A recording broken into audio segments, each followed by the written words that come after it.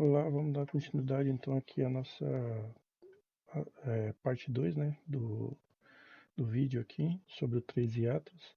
A gente hoje vai discutir sobre as anomalias, né, principais dele.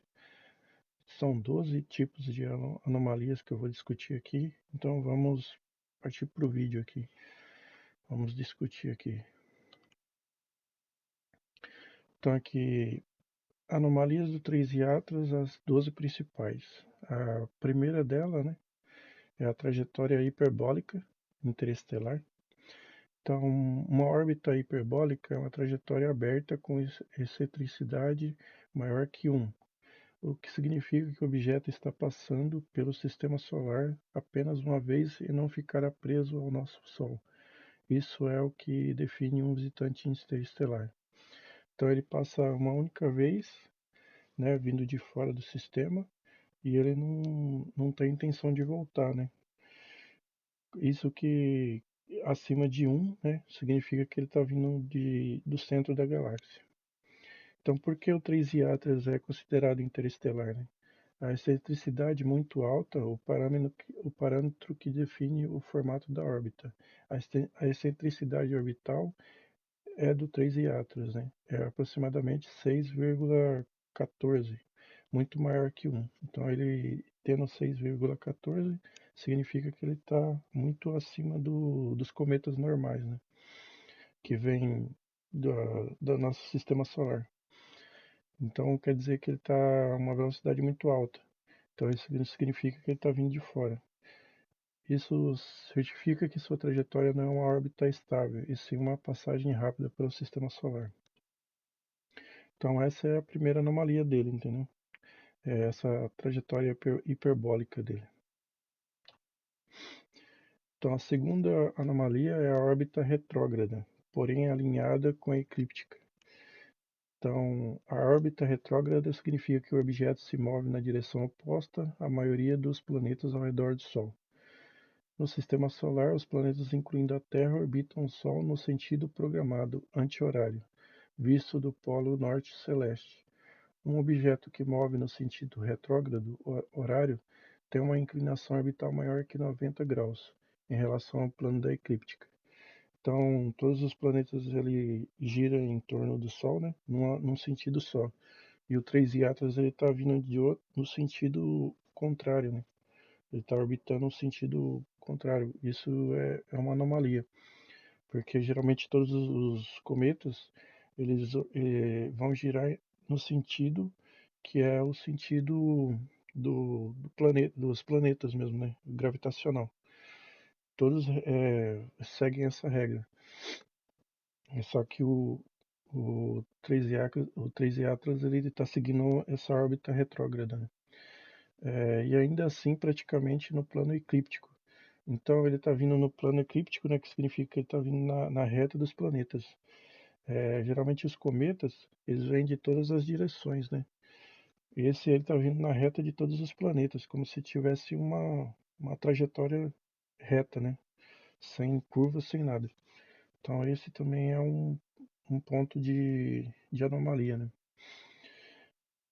Apesar desse movimento retrógrado, a órbita é quase coplanar com a eclíptica, o plano no qual a maioria dos planetas circula o Sol. A inclinação de 175 graus significa que o ângulo entre o plano da órbita do cometa e o plano da eclíptica é de apenas cerca de 5 graus, relativamente pequeno. Então quer dizer que ele está em um ângulo só de 5 graus comparado à rotação de todos os planetas, né? Isso é considerado fora do normal, né? Nenhum cometa faz isso. Por que isso é curioso, né?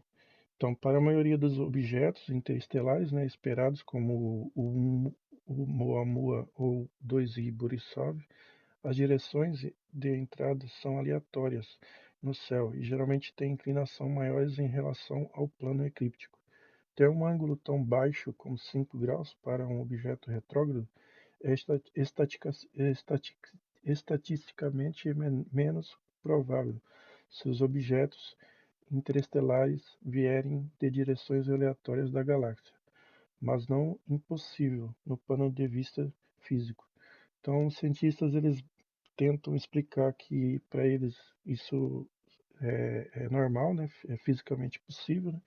Mas só que eles não falam que é tipo assim coisa de milhões de vezes menor que estatisticamente falando é muito baixo, né? É abaixo de 1%, é menos de 1%, é menos, bem menos de 1%, é milésimo de porcentagem aí que pode ser provável isso, né? Então, anomalia 3, né? Anticauda jato apontado para o Sol. Por que isso foi considerado uma anomalia? É a pergunta, né? Então, primeiro aqui, a direção inesperada, né? Jato estrutura não segue a direção do vento solar. Visualmente, parece desafiar a física padrão dos cometas, em alguns registros. A anticauda do Trisiatus. Então, tipo assim, ele tá soltando um jato em direção ao Sol e esse jato fica permanente, ele não sai. É como se fosse um jato de foguete, assim, sabe? Uma propulsão. E ele está sempre apontado para o Sol. É, geralmente os cometas não fazem isso, né? Ele fica rodando no espaço assim, em direções, é uma direção só. Aí vai espalhando, né? As coisas. Ele não fica apontado uma só direção, né? 2. Geometria incomum, né? É muito estreito, bem colimado e persiste por vários dias. Então, tipo assim, esse jato ele é muito estreito, ele é colimado, né? Que ele é fino e ele persiste por vários dias no mesmo local. Isso não, nenhum objeto faz isso, natural, né? É objeto interestelar. Como três hiatas não se formou no sistema solar, não sabemos se sua poeira e gelo se comportam da mesma forma que cometas locais. Então, a base que eles têm, assim, os cientistas falam, né, que como ele se formou em outro sistema, então ele é diferente de todos os outros, né? Mas só que eu acho que isso aí não tem nada a ver, não. O que é uma anticauda? Normalmente a cauda de um cometa aponta para longe do Sol, empurrada pelo vento solar e pela pressão da radiação. Uma anticauda é o oposto, aparente. Ela parece apontar em direção ao Sol. Isso é raro, visualmente impressionante e frequentemente citado como uma anomalia. Agora o 4. Coma dominado por dióxido de carbono, né, o CO2. O que é uma coma dominada por CO2? Quando um cometa se aproxima do Sol, o gelo da sua superfície sublima e vira gás, criando uma coma. Então, aquela cauda do cometa é uma coma de gás. A nuvem de gás e poeira que envolve o núcleo. Nos cometas do Sistema Solar, a maior parte dessa coma costuma ser dominada por vapor de água, né, o H2O, com outros voláteis, como CO e o CO2, em quantidades menores. No caso do 3 hiatos, é o CO2 que domina essa nuvem, indicando que ele possui uma química bem diferente e que pode ter se formado em um ambiente distinto.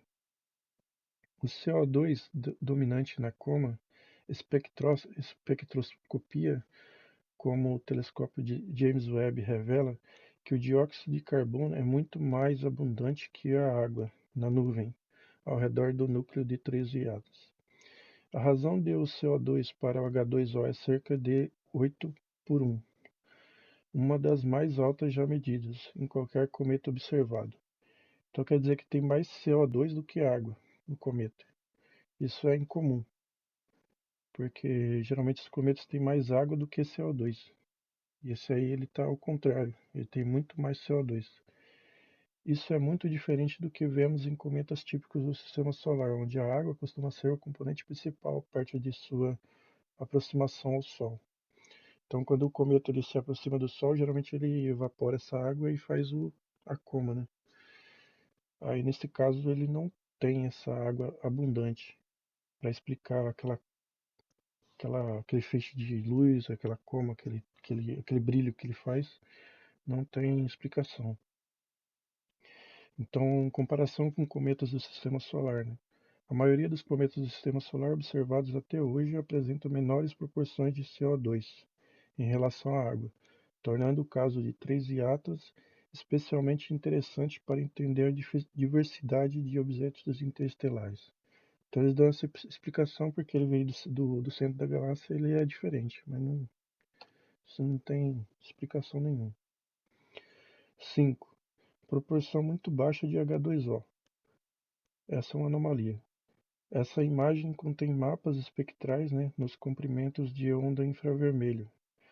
No centro, emissão forte de CO2, dióxido de carbono. E na direita, sinal muito fraco ou quase ausente de H2O, a água. Né? Isso demonstra visualmente que o coma tem CO2, muito mais abundante que água, algo incomum em cometas típicos do nosso sistema solar. Em espectroscopia, cada molécula emite e absorve em comprimentos específicos de luz. Nos dados do James Webb e o X, um telescópio também, o pico de CO2 é forte e dominante. O sinal de H2O é fraco ou quase não detectável no mesmo conjunto de observações. A relação CO2 e H2O estimada é de cerca de 8:1, entre as mais altas já medidas em um cometa. Então, é aquilo que eu já tinha falado antes, né? Que tem mais CO2 do que o H2O. E isso não tem explicação. Né? O que isso significa na prática? Cometas do sistema solar geralmente possuem muito água congelada que sublima quando se aproxima ao Sol, criando uma coma rica em H2O. 3i quase não libera água, mesmo quando observado de perto, visto em espectros. Em vez disso, o gás dominante é o dióxido. É o dióxido de carbono, CO2, um comportamento raro e muito diferente da maioria dos cometas que conhecemos. Agora o número 6, né? Emissão de níquel sem ferro. É uma das anomalias mais assim absurdas que ele tem. Observações espectroscópicas do 3i indicaram linhas de emissão atribuídas a níquel neutro na coma, sem a detecção correspondente de ferro, ou com ferro extremamente fraco. Então tem mais níquel que ferro. Isso é incomum, porque níquel e ferro normalmente coexistem em materiais rochosos e metálicos. Em ambientes naturais, eles tendem a sublimar, vaporizar ou ser liberados juntos, né? Não separados. Por que isso é considerado anômalo? Relação química esperada. Em meteoritos, asteroides e poeira cometárias do sistema solar, ferro e níquel, ferro é muito mais abundante. Então, geralmente tem mais ferro no cometa do que níquel. Ver níquel sem ferro quebra essa expectativa básica. Então, você tem níquel e sem quase nada de ferro, isso não é normal. Temperaturas incompatíveis, né? Então, níquel metálico exige temperaturas muito altas para, para vaporizar. O 3i não atinge temperaturas suficientes para vaporizar metais de forma convencional. Portanto, o níquel não pode estar vindo de metal sólido comum. Então, essa é uma das anomalias mais abundantes dele. O número 7. Alta razão de níquel, né? E baixo cianeto. O que foi observado? Espectroscopia da coma do 3i mostrou, né? Emissão detectável de níquel. Emissão muito fraca ou quase ausente de cianeto. Isso resulta em uma razão níquel-CN, né? É níquel barra cianeto, muito mais alta do que observada em cometas típicos do sistema solar. Por que isso é incomum? Né? O cianeto é um marcador padrão de cometas, então, quer dizer, se você tem baixo cianeto, então quer dizer que tem alguma coisa errada. O radical CN é um dos gases mais comuns em comas cometárias. Em cometas normais, CN é facilmente detectado. serve como referência para comparar abundâncias químicas. Ver pouco CN, né, o cianeto, onde há níquel detectável, é inesperado. Então, tem pouco cianeto e muito níquel, né? Então, isso é raridade. Só o 3 hiatos tem isso. Níquel raramente domina sobre CN. Então, o níquel é muito raro de dominar o cianeto, né? É mais o cianeto do que o níquel. Níquel é um elemento metálico traço, quer dizer que ele é mínimo ali. Normalmente sua emissão é fraca, sempre acompanhada por moléculas orgânicas como cianeto. No 3 hiatos, essa hierarquia parece invertida. Então, quer dizer, tudo nele é diferente. Número 8. Polarização negativa extrema. Medições polarimétricas da luz solar refletida pelo 3 hiatos mostraram polarização negativa muito intensa. Quer dizer que ele, tipo, quase não se pega a claridade dele. É muito fraco.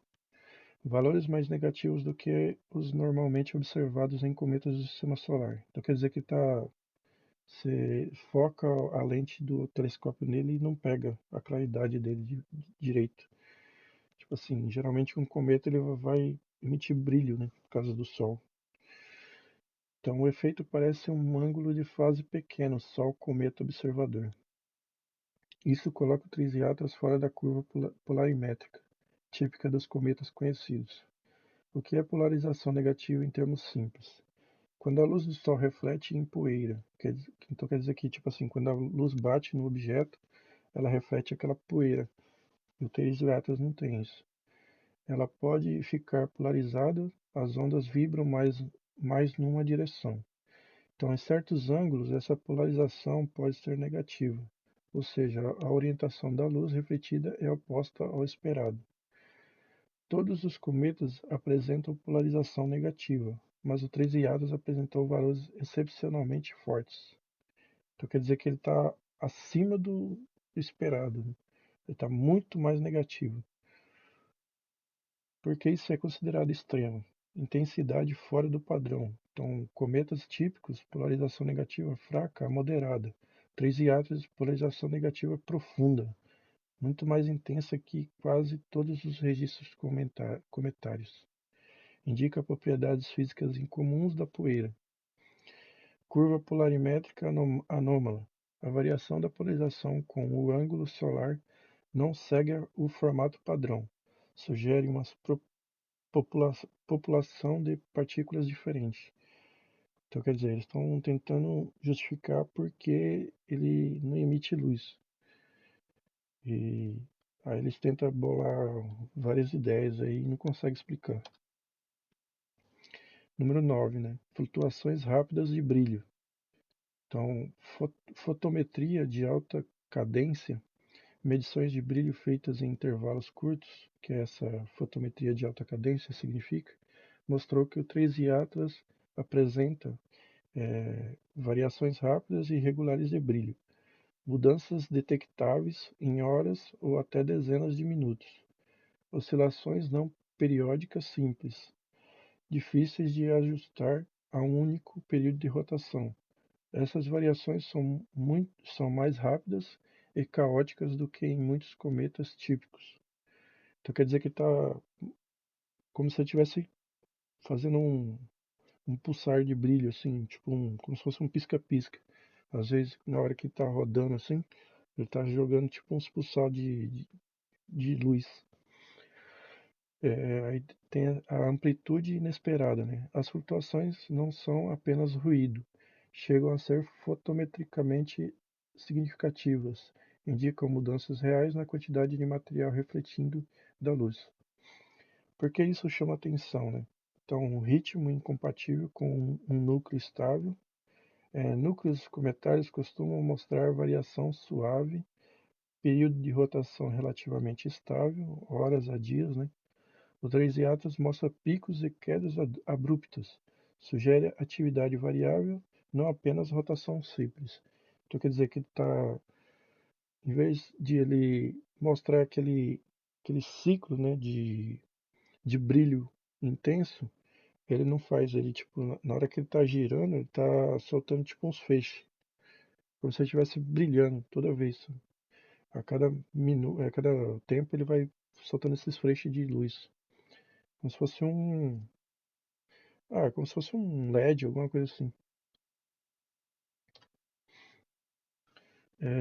O número 10, né? A mudança de cor incomum. Ele parte do azulado ao esverdeado. Observações fotométricas espectroscópicas indicam que o 3i Atlas apresentou tonalidade azulada a esverdeada na coma. Variações de cor ao longo do tempo, uma cor mais fria do que a típica aparência amarelada, branca de muitos cometas.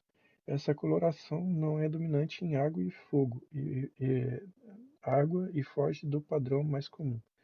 Então, quer dizer, como que um objeto fica mudando de cor direto se ele não tem água na composição dele para soltar vapor?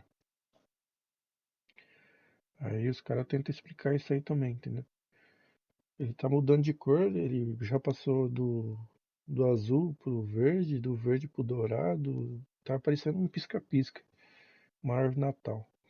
Aí os caras não sabem explicar por que tá fazendo isso. Porque isso chama atenção, né? Então, cor não padrão, né? Para cometas. Então, ele tem uma cor que não é padrão de cometa, para os cometas normais.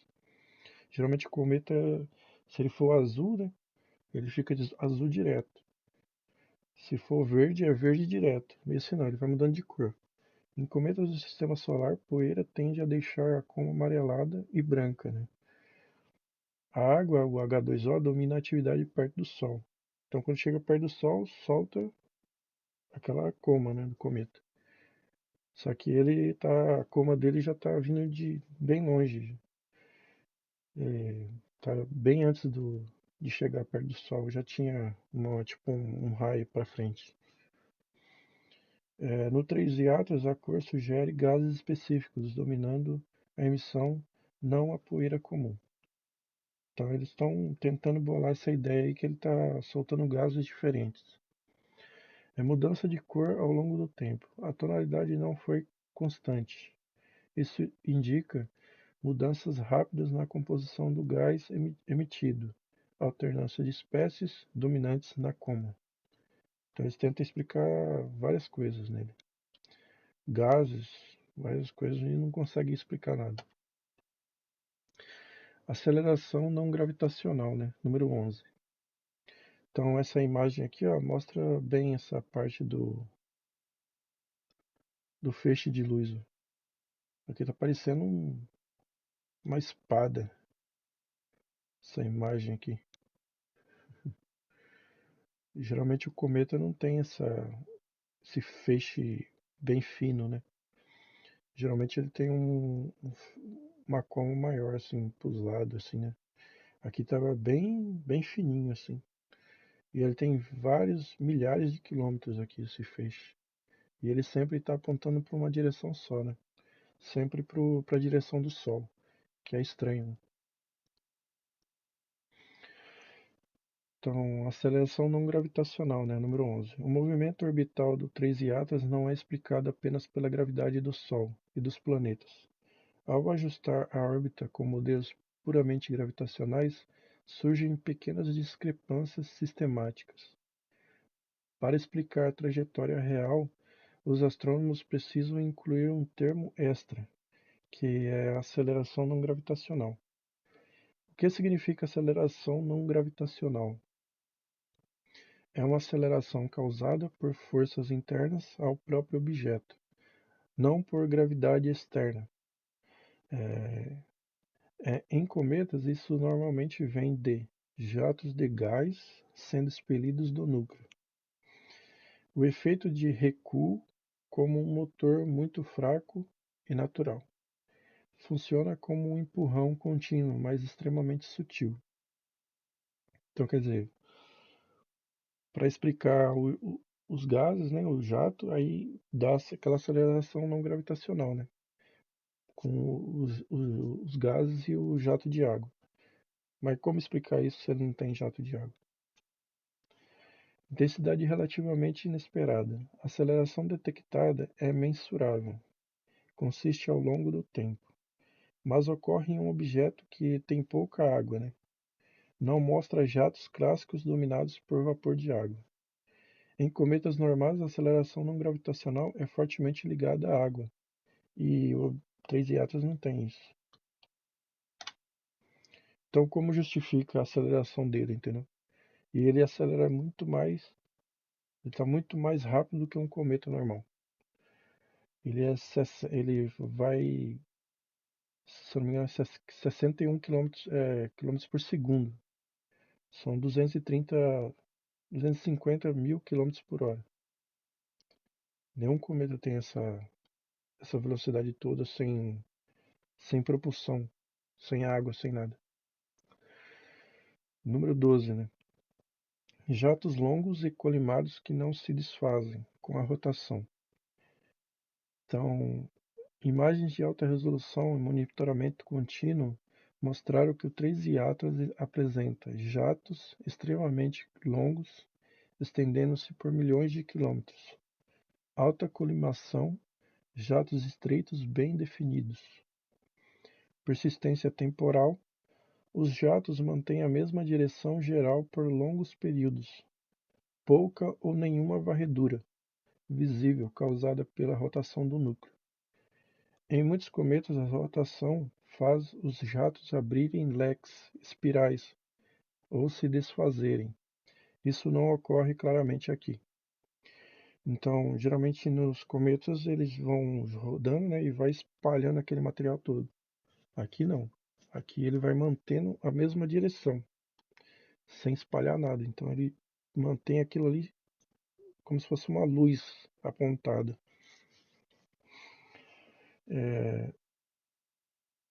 Colimação extrema.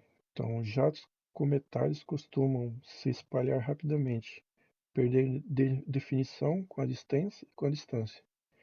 Então, nos cometas normal, ele vai perdendo, né, aquele brilho, né, com o tempo, perdendo aquela colimação dele, né, aquele jato dele com o tempo. No 3 hiatos não, ele se mantém. No 3 hiatos, a colimação se mantém por grandes escalas. Indica fluxo gasoso muito organizado. Então é um fluxo que é muito organizado. Isso não existe. Por que isso é incomum? Expectativa padrão em cometas. Normalmente o núcleo gira horas a dias. Jatos presos à superfície mudam de direção. O resultado observado é estruturas curvas, padrões em espiral, caudas difusas. No 3 hiatos, os jatos permanecem retos e estáveis. Então, é isso aqui, ó. Alguém me explica isso aqui? Parece, parece um cometa para você isso aí. Ele tá soltando esse raio aqui assim, ó, e tem vários feixes, né? Aqui, ó. E tem essa outra feixe para frente aqui, e tem esse monte de feixezinho aqui, ó. É como se ele estivesse borrifando alguma coisa, sabe? É estranho isso aqui. Isso aqui foi feito por um. Não foi nem feito pela NASA, isso aqui foi feito por um astrônomo amador, isso aqui. E geralmente o cometa ele vai rodando, né? E vai espalhando, né?